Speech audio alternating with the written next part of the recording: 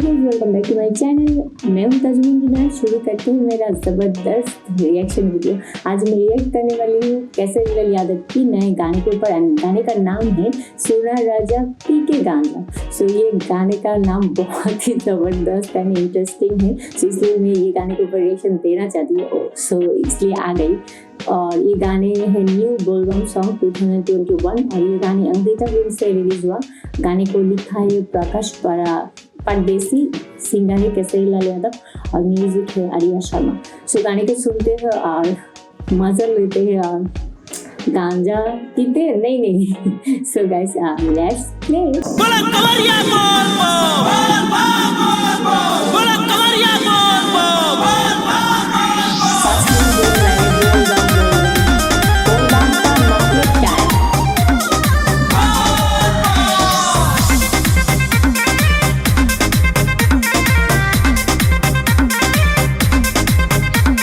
Road में कंवरियन के जाम्बा अभी जा रे तो दूर बाबा धाम्बा।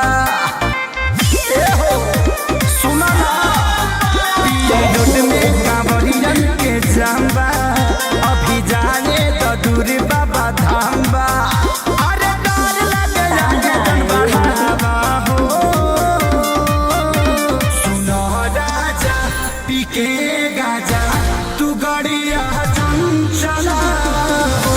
सुनो राजा पी के गाजा तू गड़िया चला हो।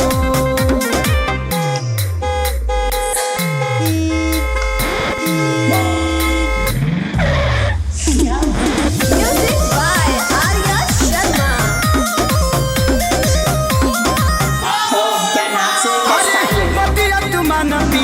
अपन में हर के पूरा परिवार बाटे अपन ही घर के। सुनो ना अपन में हर के पूरा परिवार बाटे अपन ही घर के। अरे ऐसे जानी हंड चमका हो। सुनो राजा पी के गाजा तू गड़िया चला। सुनो राजा पी के गाजा तू गड़िया चला।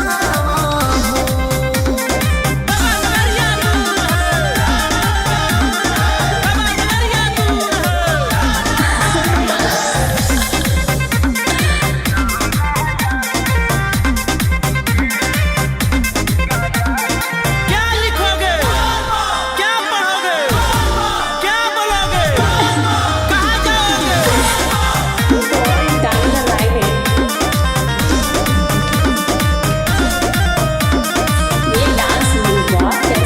सोनू संजय दिले हुई है जाके जलधारी नशा में बड़ो काहे अरे आखे सारी ना मनवा।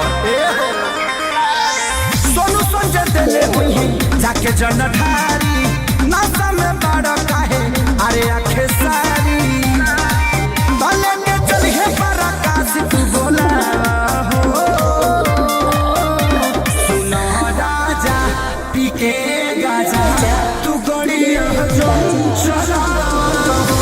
सुनो राजा पी के गाजा तू गड़िया चला।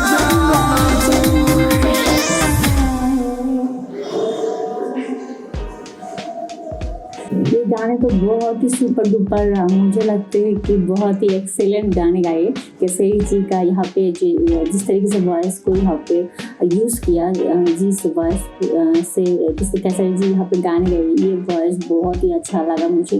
और इस वॉइस से अगर कैसरी जी और भी गाने हम लोगों के लिए बनाएगा तो मुझे लगता है कि बहुत क्या बोलते हैं, बहुत सारा ये गाने ट्रेंडिंग में जाएगा। और ऑलरेडी ये गाने ट्रेंडिंग में गया है। और कैसरी जी का बात है, ट्रेंडिंग स्टार जो है तो कैसरी जी तो हर पल ट्रेंडिंग में जाएगा ही ना।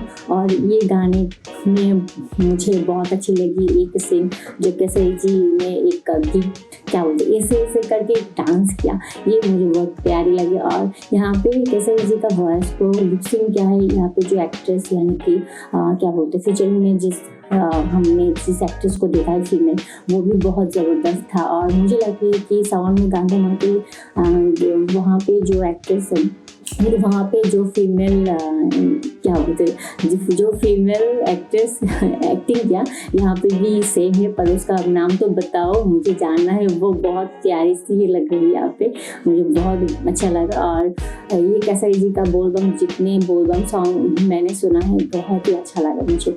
और आप लोगों को पता है कि यहाँ पे ये गाने के अंदर एक लाइन बोला है, क्या बोलोगे बोलबम, क्या दिखोगे, क्या बोलबम, ऐसे कुछ लाइन था।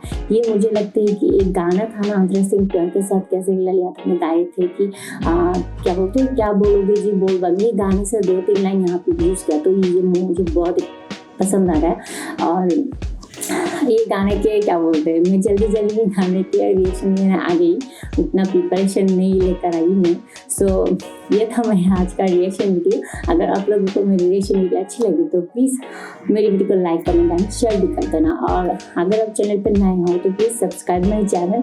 और क्या बोलते हैं, ऐसे करके केसरी जी को प्यार करते रहो, उसके गाने को सुनते रहो और बहुत सारा प्यार दो गाने को, और ज़्यादा से ज़्यादा शेयर करो। केसरी जी का जो भी वीडियो आ जाए, ठीक है।